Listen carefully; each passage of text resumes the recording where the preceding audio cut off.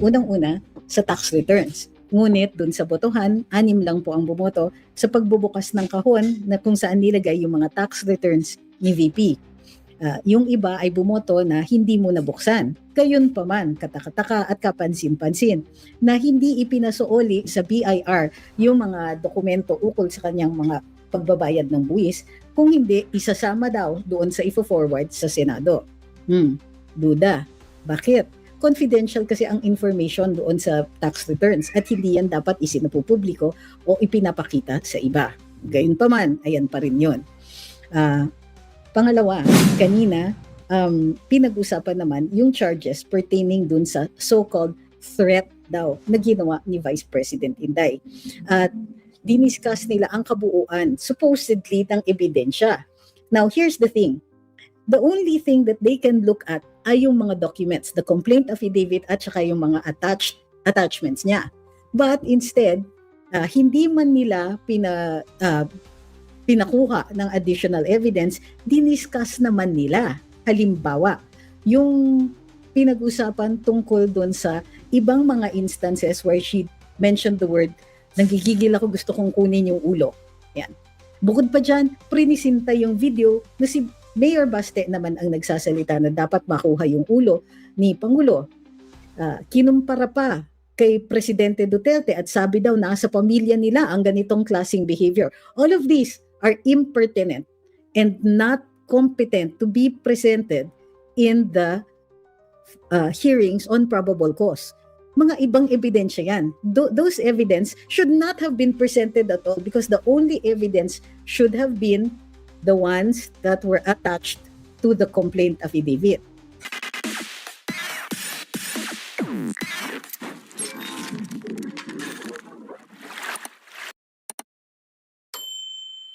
Pag-usapan po natin ngayong araw na ito ang finding of probable cause na ginawa ng Committee on Justice sa kaso ni Vice President Sara.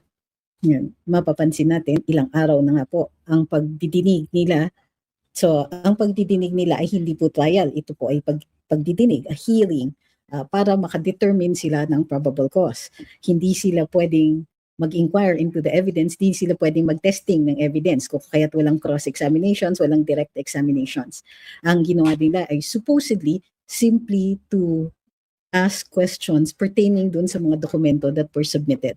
And kailangan related lang ang maaari nilang tanong doon mismo sa mga ebidensya na prinisenta in relation to the charges. And the charges are betrayal of public trust and so on, pursuant to the case for impeachment.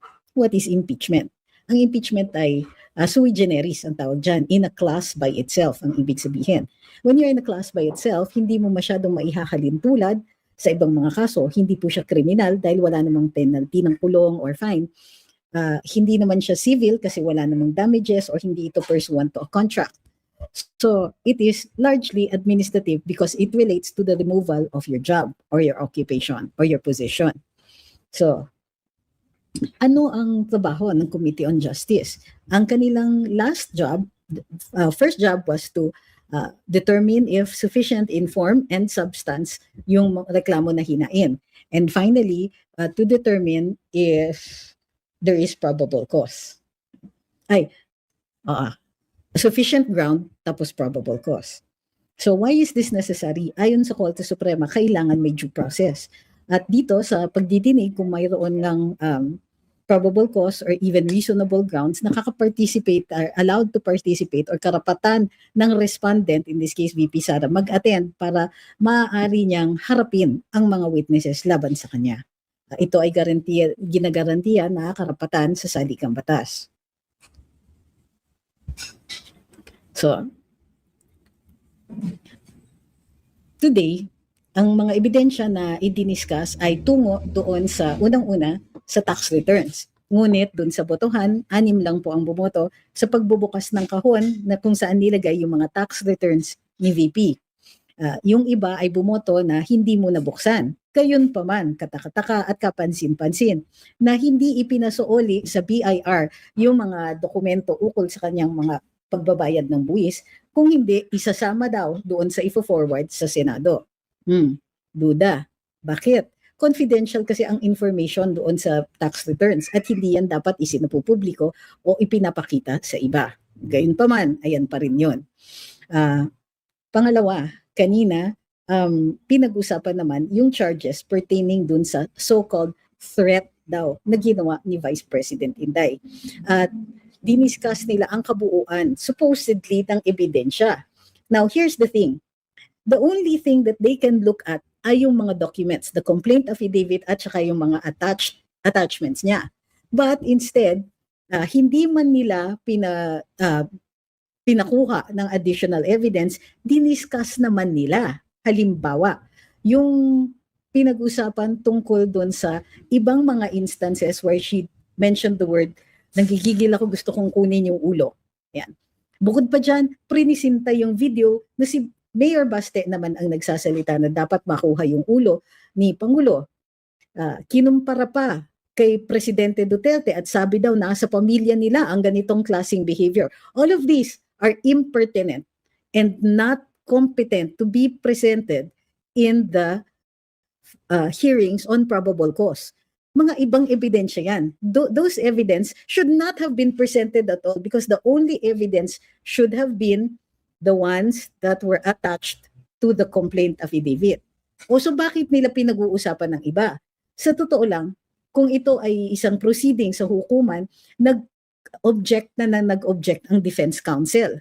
Gayunpaman, tinuloy pa rin nila dahil alam nila kung ihabol ito sa Korte Suprema, baka maging moot and academic na dahil maggagawa na sila ng finding ng probable cause. Gayunpaman, mahalaga para sa sarili natin na alamin na ang behavior na ipinakita ng committee kanina ay hindi nakaka-proud. Kumbaga, hindi ito sang-ayon sa batas, sa saligang batas, o doon man sa sa kanilang mga obligasyon bilang mga opisyal na dinidinig ang kaso na ito. Ano pa ang ginawa ng komite? Sumusunod sila sa kanilang strategiya na ipalabas na hindi nasa tamang isipan si VP Inday, sa palabas na hindi siya worthy maging presidente, at ipalabas yung mga supposedly incompetence niya at kung ano-ano na ang pinapresenta nila bilang ebidensya na wala naman sa lugar sa isang pagdidinig ng probable cause. Uulitin ko, yung pagdamay ng mga kapatid, pagdamay ng tatay dito sa impeachment proceedings, hindi po sila ang nasasakdal. Ginagamit sila, kinakasangkapan sila para ipakita na nasa pamilya, nasa dugo or whatever. Yung ganitong klaseng ugali. Pero significant ba yung maipakita na na bahagi ito ng pamilya nila? Gusto nilang ipalabas na ito na ang pagkatao ni VP at kinakarakterize nila bilang masamang tao si VP Inday. Kayo, tanungin niyo sa sarili niyo, kayo po ba ay satisfied o sang-ayon doon sa ginawa ng Kongreso sa Committee on Justice? So, kung ako kayo, sulat na tayo doon sa mga walls, sa pages ng ating mga mambabatas, mga kinatawan sa Kongreso at sabihin natin kung ano talaga ang tingin natin sa kanila o sa ginawa nila.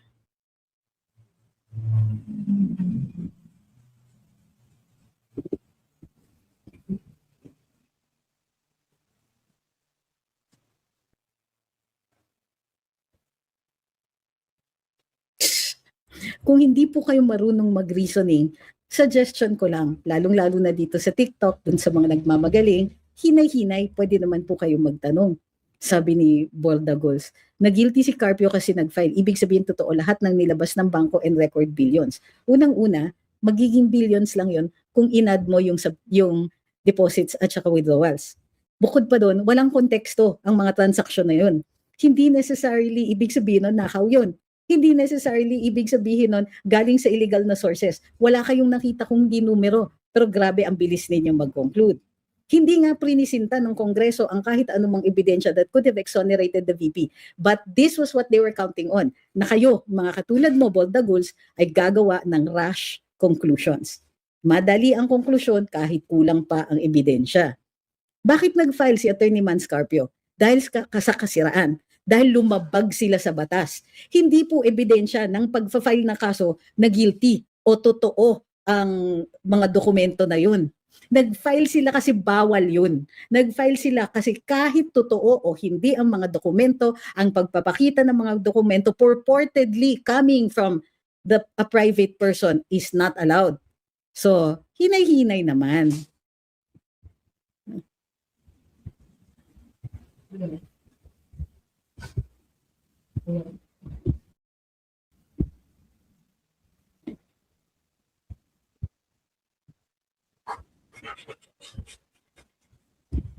Sabi ni James, akala nila tama.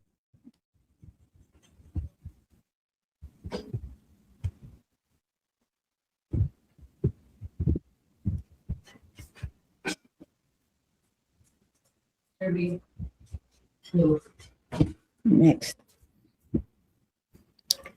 Ano ba ang ibig sabihin ng probable cause? Ang ibig sabihin nito ay using the standard of a reasonable man, makikita ninyo base dun sa mga isinumite na mayroong na probably mayroong violation ng mga grounds na nakasaad sa saligang batas for impeachment at probably itong tao na to, yung respondent, ang gumawa nun. Probably lang yan. Sa totoo lang, base sa ginagawa ng ating mga mambabatas, sure na sure daw sila sa guilt. Sure na sure daw sila sa kasamaan ni VP Inday. Kung ganun, matagal na dapat yung finding ng probable cause. Imbis na isumite kaagad sa plenaryo, ay pinatagal nila. Ang purpose ng pagtatagal ay para tuloy-tuloy ang kanilang propaganda.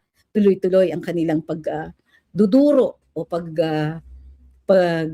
sasalita ng masama at panira sa reputasyon ni VP Inday. Dire-diretso lang sila.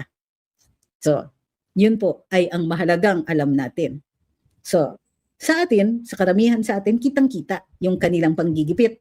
Kitang-kita yung kanilang pagdidiin. At kitang-kita din na gumagawa sila ng conclusion sa napakanipis naman na ebidensya. Palabas ang lahat.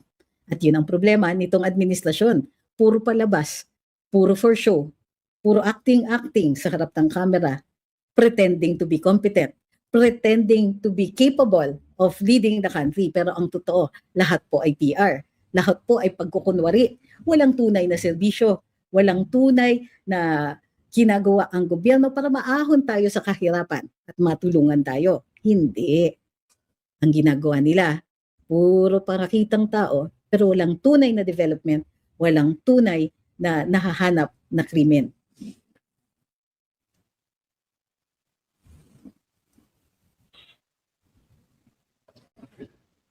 Ay naku madam, sabi ni Melda Reyes, nakakalungkot lang ito yung sobra nilang mindset ang tao na masama si VP. Ma'am, malungkot kayo pag nanalo sila. Malungkot kayo kung nagbago tayo ng isip dahil sa mga ginagawa nila. Pero ang totoo niyan, base sa mga surveys, mataas ang trust and approval rating ng ating vice-presidente. Anong kinalulungkot nyo? Dapat nga magdiwang tayo. Kasi kahit ilang oras umuupo at nagsasalita ng masama ang mga mambabatas natin, kasampu ng kanilang mga trolls, nagbago ba tayo ng isip? Wag po ganyan, ma'am. Nasa laban tayo. Tapos sasabihin niyo, hulo, ang dami nang nangyari. Hulo, nagme-mindset sila ng mga tao. Ma'am, hindi tayo helpless. At sa social media, malakas tayo. Tama na yung mga defeatist thinking na yan. Tama na yung mga pa-victim-victim na yan. Oras na nasamahan si VP Inday sa laban. Ang tagal na niyang lumalaban, kaya nga pinapalabas nila na masama siyang tao dahil sa kanyang angas, dahil sa kanyang paglalaban. Ano yan? Tayo pa victim pero si VP Inday mag-isang lumalaban? Hindi tama yun. Gusto natin siyang iupo na presidente.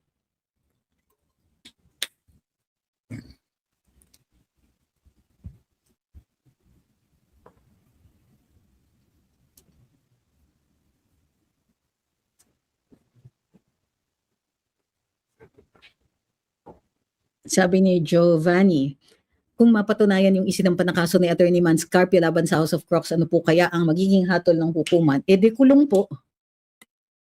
Criminal case po ang final ni Attorney Mans.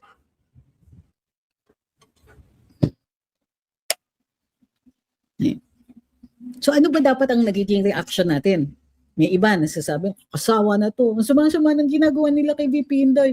Hala, baka naniniwala ang mga tao. Ma'am, nasa social media tayo. Teritoryo natin ito. Hindi niyo ba napansin, 2016 pa lang namayagpag na tayo. Ipinanalo natin.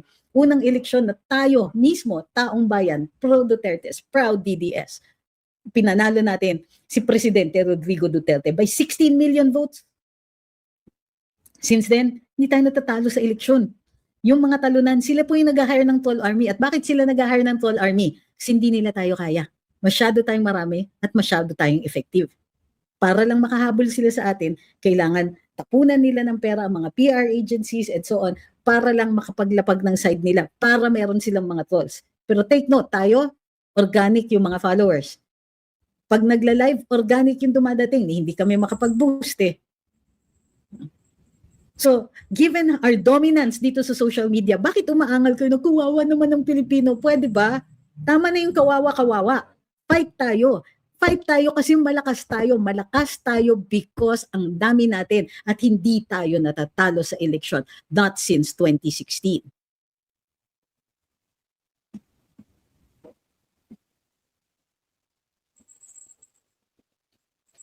Sabi ni Ma'am Sola, here's the thing. Ganyang kalakas si VP at lumalakas pa. Whatever the result is sa kanila, tutusok ang pinaggagawa nila kay VP. Why? Kasi kahit ma-impeach and guilty sa Senate ang mapatawan pa ng personal disqualification, mag-isip-isip sila. Kasi kahit sinong i-endorso ni VP na maging presidente na kapalit niya, mananalo at mananalo yun kung di ba naman sila TANGA.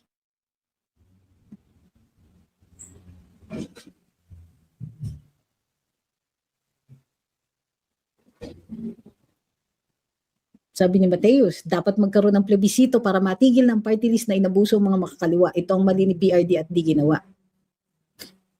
Hindi ba nag-occur sa inyo na kasi he sees some good in it? Galit ba kayo kay Paulo Marcoleta?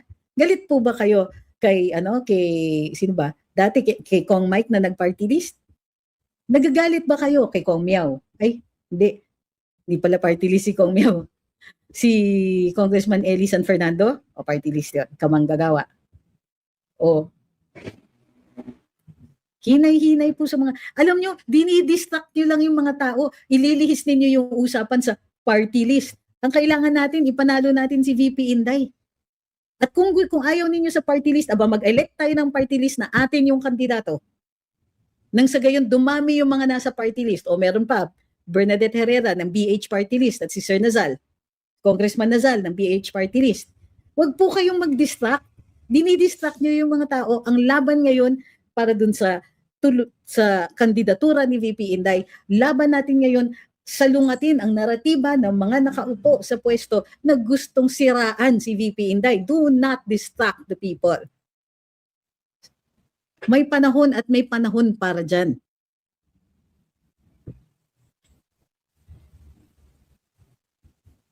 Abs, yung blue light glasses ko, please. Sabi ni Ma'am Mayora, I don't even understand. If there's a death threat, why is the NBI in a build-up case? Isa lang talaga ibig sabihin, walang ebidensya. Correct kayo dyan, ma'am. Kitang-kita ang kaputian. Kanina, sinasabi ng ilang mga ahente ng NBI, hindi po namin ma-disclose, hindi namin pwede sabihin kasi hindi pa po tapos yung kaso. Anong ibig sabihin yan? Pinatawag nila ang mga NBI agents, ang direktor ng National Bureau of Investigation para magbigay ng partial findings. Bakit partial? Isang taon na higit nakalipas since the alleged crime, alleged unlawful act. Wala pa ba silang ebidensya? Hanggang ngayon, ilang taon ba yan?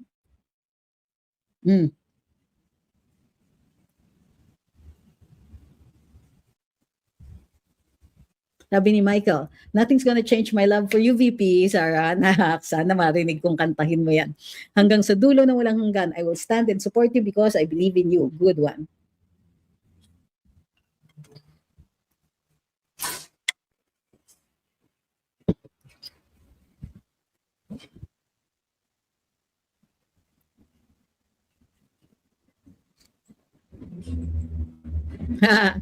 sa kanilang desperation para may ma-claim sa SONA. Anong ginawa? Tinaasan daw yung maternity benefits para merong ma-announce na good news si Pangulo. Diyos ko, ayan. Lahat ng mga kiniklaim nila na ginawa nila, puro pakita, puro shallow, surface, appearances only projects. Mariosep.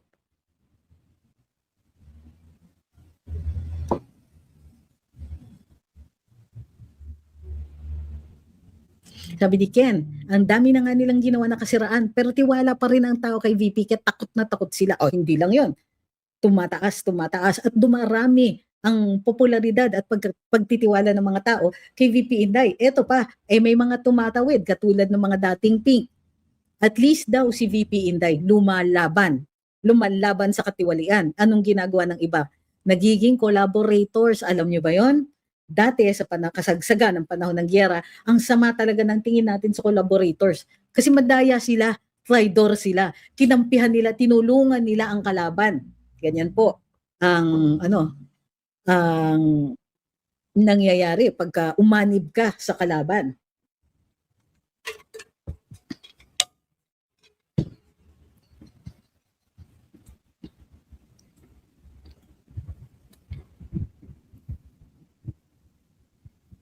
Seismic Paul says, hindi lang ako mag-expect sa plenary vote. It would be surprising na mag-vote against ang mga congressman against the impeachment. Assume na magsisenado.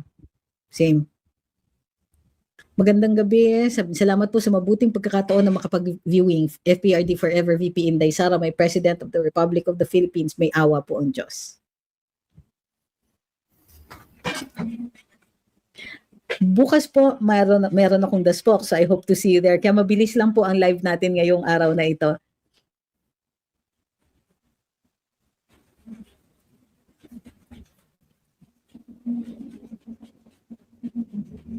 Sabi ni Ven, kahit anong gawin nila, wala pa rin silang panalo sa mahal kong VP. Love you, VP, for the win. Sabi ni...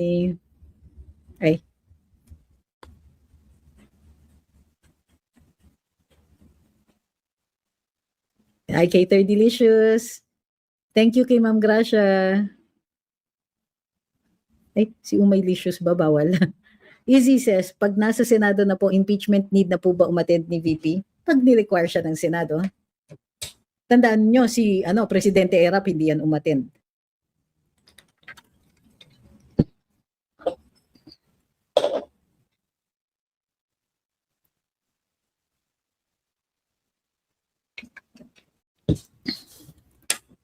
Sabi ni Kaeds, hindi na nila mapigilan ang itinakda kahit ano pa ang gawin nila.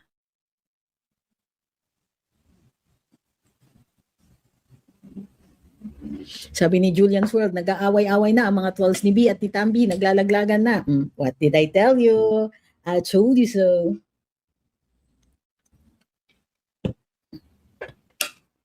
Sabi ni Gian Perks, mas lalong tumitibay ang loob kapag inaapi tayo. Di tayo padala sa acting-acting nila niyan. Korak.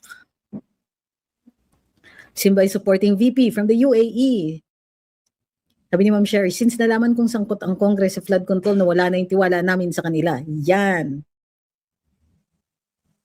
Sabi ni Ma'am Nerice, Ma'am, nakapunta po ako sa Hague. Ang saya pong pakiramdam na malapit kay PRD. Oy.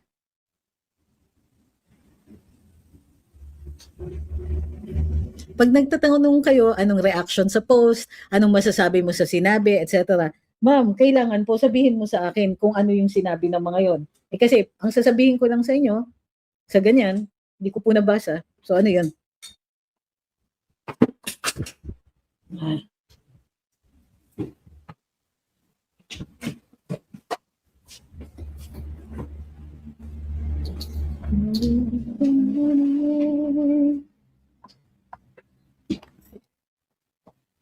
Sabi ni Slashed, Sara Ferrejas 2028. Patulan natin ito.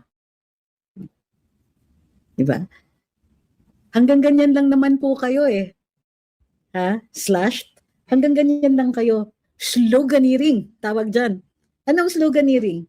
Well, I can tell you what it isn't. It's not an argument. It's not evidence. It's not persuasive in any way. Anong ginagawa mo? Parang cheerleader na nag-cheer ka lang, nagsasalita ka ng mga kung anik-anik na slogans, many of which don't even make any sense.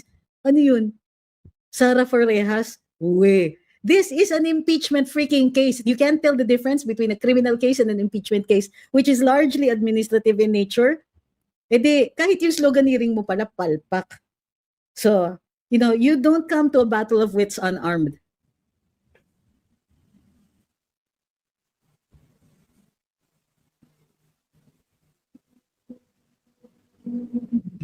Sabi ni Jackie Lu, Ma'am Jackie Lu, that additional maternity benefits don't make sense. Remember yung isang guest nyo spoke about the abrupt lowering stats regarding birth rate for the past few years, naging 1.3 children per family na from 3.4 children per family. This big government is not in sync with the needs of the people. Nagwala talaga ako sa comment section kanina sa MSM. Put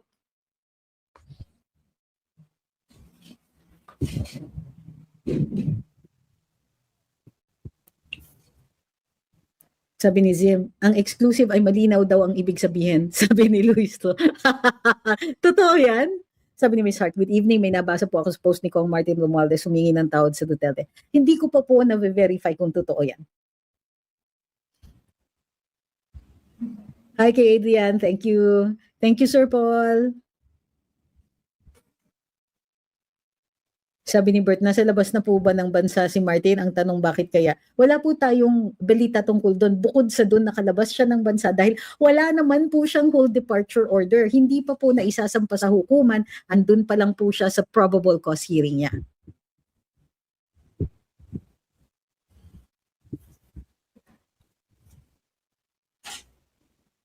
Thank you kay Vincent.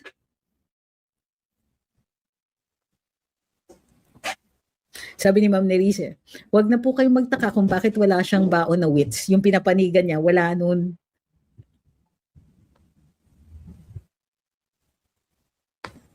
Hey.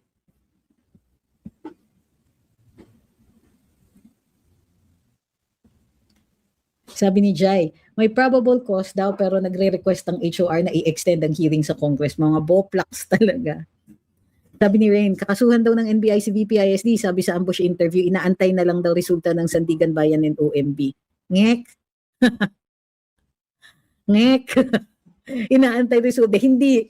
Ibig sabihin kasi, pag sinabi ng NBI, kakasuhan, sila yung nag-file ng complaint. Eh kung may resulta ng Sandigan Bayan or OMB silang inaantay, eh na-file na ang complaint.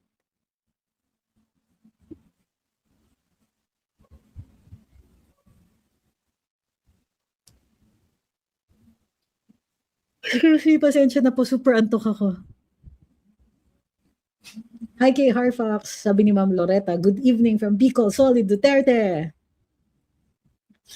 In case manalo si VP, sabi ni Ponyos, sa 2028 mandated ba ang presidente to respect national security secrets even if it means redeeming Duterte from their lies? What do you mean respect national security secrets? The president is privy to all of that. She will be the president. That it is in fact only the president who can access that. When you say top security clearance, can you get any higher than the president? So anong ibig sabihin ng respect national security secrets? Sabi ni Rani, today's hearing pa grandstanding lang sila. With the mainstream media, pinupush pa. But today's hearing is no traction kasi expected na.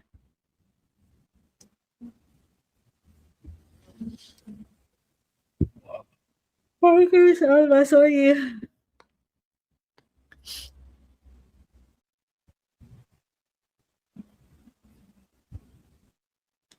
Sabi ni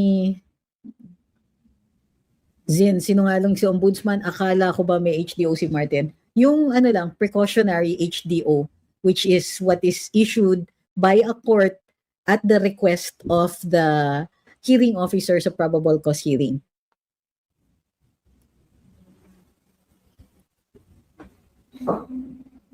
Holy rain, ang media, ang tanong sa NBI, anytime daw pwedeng hulihin si VPISD. Grabe talaga ang media.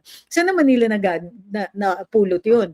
Maaresto lang nila at anytime kung may warrant. Asan ang warrant?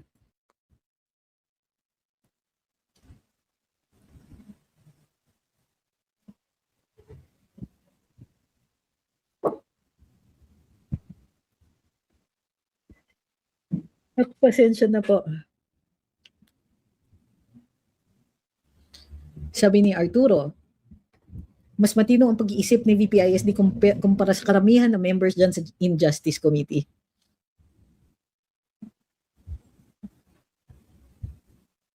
Sabi ni Joe Lu, presidential spokesperson ka po kay President Sara Attorney. I appreciate the thought, but let's let VP and I decide that. Thank you kay Lululu, tsaka kay EXR. Maraming salamat po. Pwede bang issue ng warrant si VP ng OMB or ng Ombudsman kung may kaso na nakafile at may probable cause? Thank you, Sir Bert.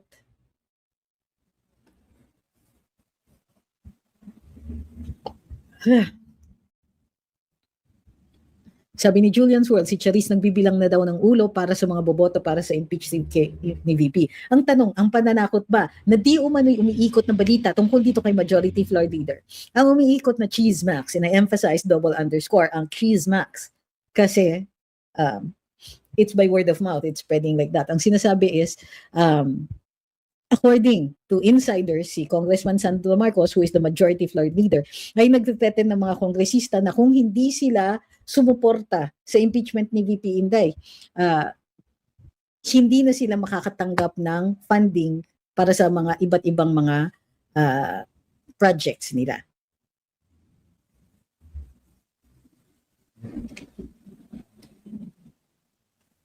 Ilang votes required? Majority po para mabuksan yung BIR na kahon. 6 lang po ang bumoto para mabuksan.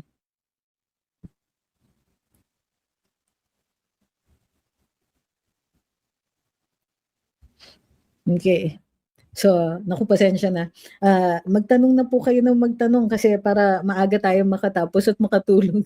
Kasi mayroon tayong The Spokes tomorrow at ang guest namin si Attorney Mike Poa. Sabi ni So, di ako nanonood ng Bilyo pag wala po kayo. Kaya nga po bukas, andyan ako. Naku, pasensya na dun sa mga nahawa sa aking paghihikab. Alam niyo ba kung bakit nakakahawa yan? From prehistoric times pa yon, a long time ago, nung ano pa, nung tribal pa at deep time, kumbaga.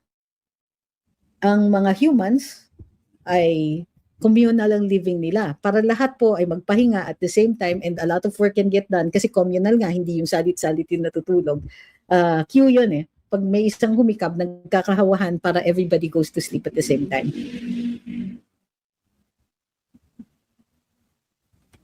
Paano po na pag nag-extend ang impeachment tapos naabutan po ng eleksyon, paano po ang mangyayari? Eh di wala, hindi matatanggal si VP Inday. Madidissolve po bang impeachment? Grabe, napaka-traumatic siguro ng mga naiisip ninyo. Okay, ganito yan ha.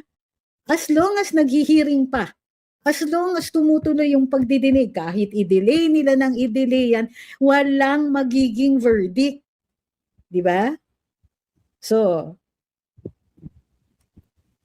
yun, I don't know bakit yung mga na-awkward na ako, by the way ha, just a heads up for everybody. Yung katanungan na, paano yun? Ay rhetorical. Kasi it doesn't have an answer. Pero tanungin nyo specifically, what will happen next? Diba? Kasi yung paano yun, medyo, what do you mean paano? Paano ang gagawin?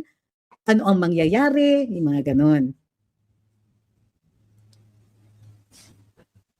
Sabi ni Ma'am Mayora, nawala. Sandali, hinahanap ko, babalikan natin. Bakit biglang umangat? Yan, sabi ni Ma'am Mayora, if hindi makuha yung required vote para ma-impeach si VPISD sa HOR, well, justified yung Cheesemax na nakatanggap ng 150M ang mga pumirma last year. Pero hindi ba sinabi may utang? Kaya nananakot daw, di umano, ayon sa chismis, si Majo ay nananakot. Diba? Sige, hindi kayo mabibigyan ng budget. Eto, pag-usapan po natin yan. Kung totoo yung sinasabi nila, na sinasabi daw ni Majo, kailangan bumoto kayo in favor of the impeachment or else wala kayong budget, mga darling. Sana nakikinig ang mga kongresista o ilang mga mambabata sa atin. Sa totoo lang, pagka hindi makapasok ang impeachment ni VP Inday, hindi matuloy, mapawalan sala siya, hindi maitransmit sa Senado ang reklamo para sa trial, mas makakaigi yan. Kasi sa totoo lang, wala naman maibibigay na pera na. Hindi nga mabayaran ng utang ng liderato ng House, yung hindi ibinayad para dun sa mga bumoto in favor of the 1/3 vote to impeach VP Inday in the 19th Congress.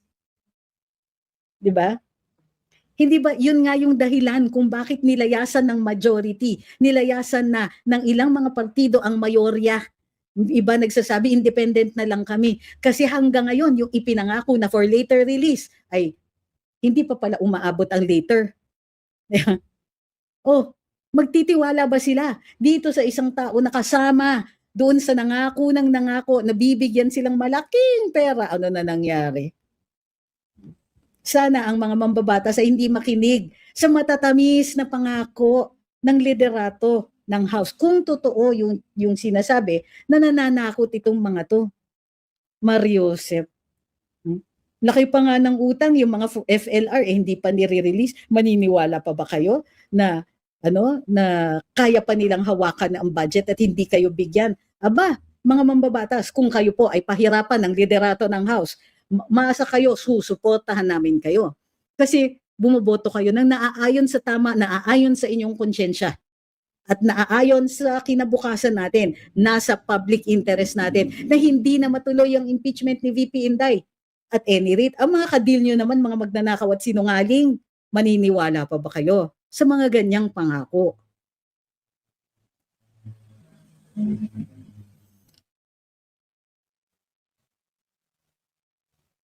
Sabi ni Ma'am Josie, paano kung maiakyat na sa Senate ang complaint and then tsaka lumabas? What do you mean tsaka lumabas? Saka lumabas ang desisyon ng Supreme Court na unconstitutional ang ginawa. Ano mangyayari? Eh di ma'am, wala na po. Katulad po na nangyari sa 19th Congress. Di ba pinawalang bisa ng Korte Suprema ang impeachment na paraan na ginawa ng House of Representatives? O, lusaw. Therefore, hindi na makakatuloy sa Senado.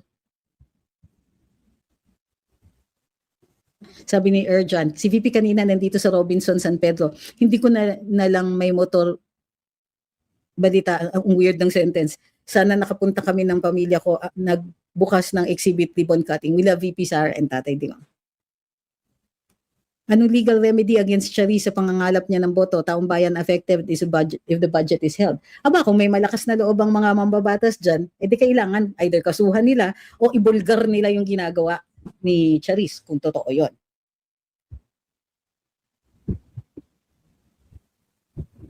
Sabi ni Bert, isa ako sa magiging sentry ni VP NBI. Imbestigan niyo ako. Yun nga sabi ni Ma'am Nerice. Ang tanong, saan kukunin ni Charis yung pera na ipinangako niya, itinago na nila? Do you think it's possible na filean na lang nila si VP ng criminal case at maglabas sila ng warrant to arrest her?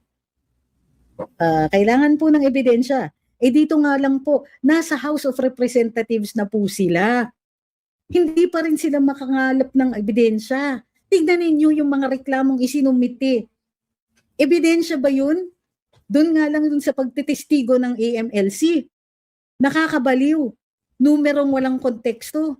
Hindi po yan katanggap-tanggap sa criminal case. At tandaan po ninyo, ang ebidensya para sa mga criminal cases, kailangan ng proof beyond reasonable doubt. Doon sa kanilang probable cause hearing, kailangan na may reasonable expectation of conviction.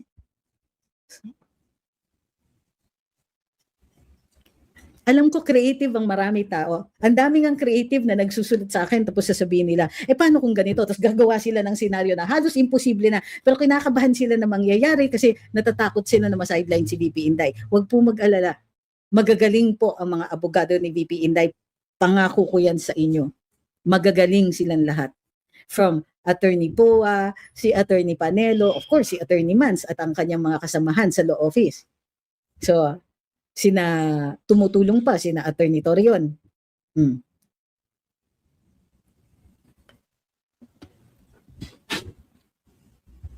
Sabi ni Migs, yung mga salain ng mga congressman na kinuha ni Ombudsman, totoo ba na panakot sa mga buhaya? Yes po.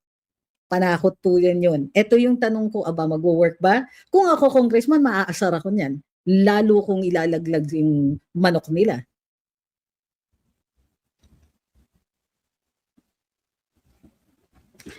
Yung follicle test. Okay, ito yung tanong ko. Ano yung inutos ng Supreme Court?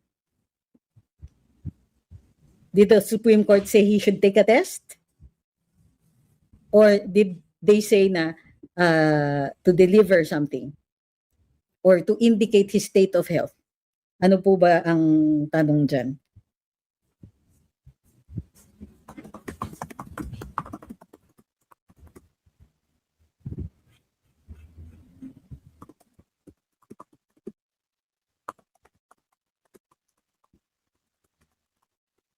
Tingnan natin. Comment. Within a non-extendable 10-day period regarding the petition concerning the state of health and alleged drug use. This order stems from a petition, Action required. Require the President to respond to allegations or petitions regarding state of health and alleged drug use. Non-extendable period of 10 days. Oh, drug use lang po. Comment pa lang po. Wala naman pong hair follicle test.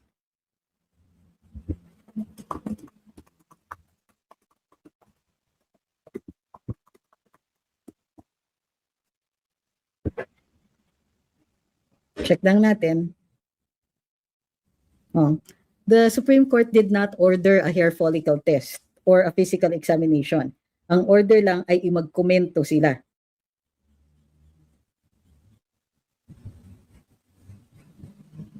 Okay? So 10 days to comment.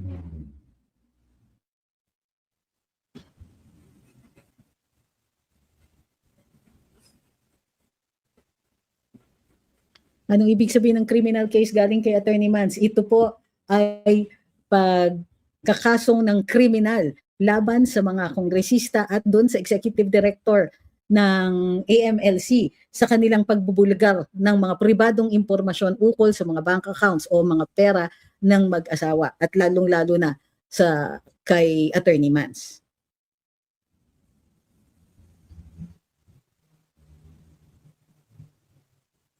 Sabi ni Jeric, may 16 votes po ba sila sa Senado? Aba, hindi pa natin alam. Nagbotohan na ba? Nag-ano na ba? Nakasuhan na ba? Yung mga tinetretan nakakasuhan? Hindi natin alam. Ganito yun, sir. Ibig sabihin, gumugulong pa. Okay? Ball is still in motion. Ball is still in play. Hindi pa natin alam. Sabi ni Bert, mga mahihina kasi sila, ginamit na nila lahat, di pa rin tayo mapaniwala. Sabi ni Ma'am Nerise, nakakatawa nga po kasi sinimulan na ng hearing sa Congress pero mga ngala pa lang ng ebidensya. Truth. Sumagot na ba si B? Wala pa po tayong naririnig na ganon.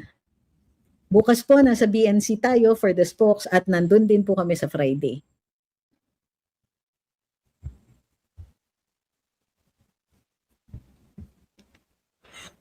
Oh, sorry.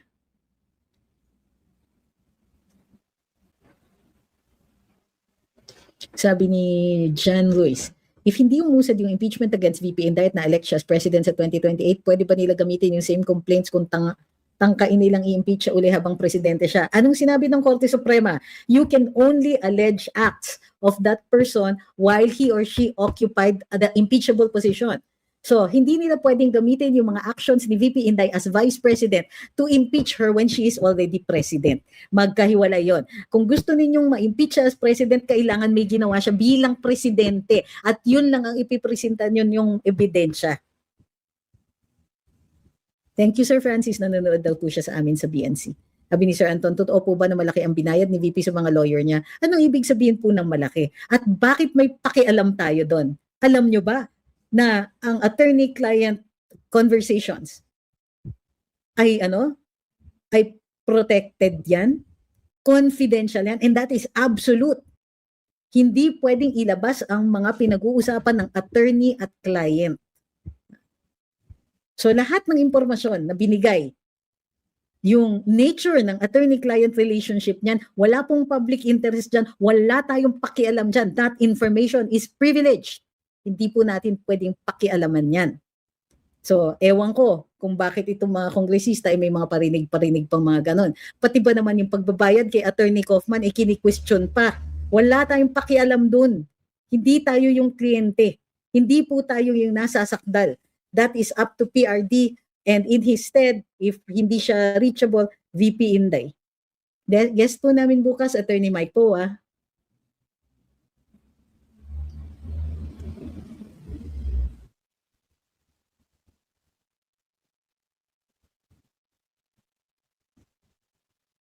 Sabi ni Sir Philip, ang bayad sa abogado, walang wait sa win or lose sa kaso at wala tayo dapat pakialam doon.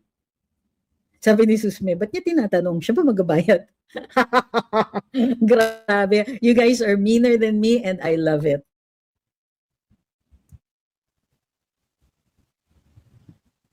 Anong oras bukas ang aming bilyonaryo? 8 o'clock.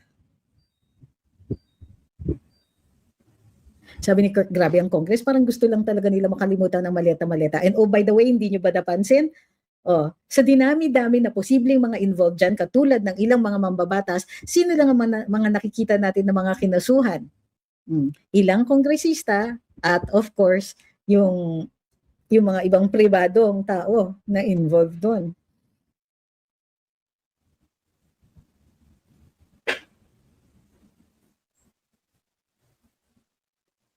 Bakit di umusad ang TOR?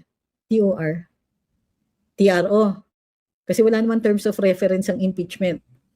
But di po umusad yung temporary restraining order sa impeachment sa Supreme Court? Well, the court probably thinks that number one, hindi pinakita yung clear right, or number two, hindi pa necessary. Hindi nila nakikita na kailangan ito para sa proteksyon ni VP Inday, proteksyon ng mga karapatan niya.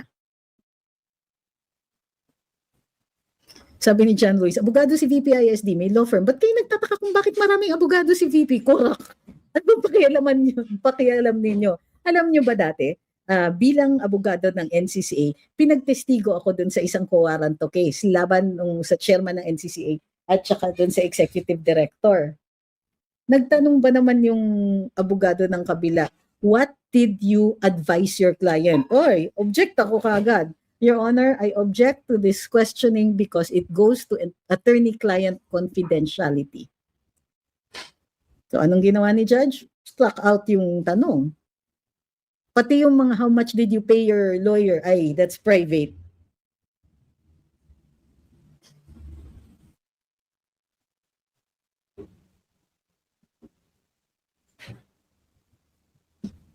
Sabi ni Foxy, how are you able to stand Attorney Falsis? I don't have a show with Attorney Falsis. He's in Politico, not on Bilyonaryo.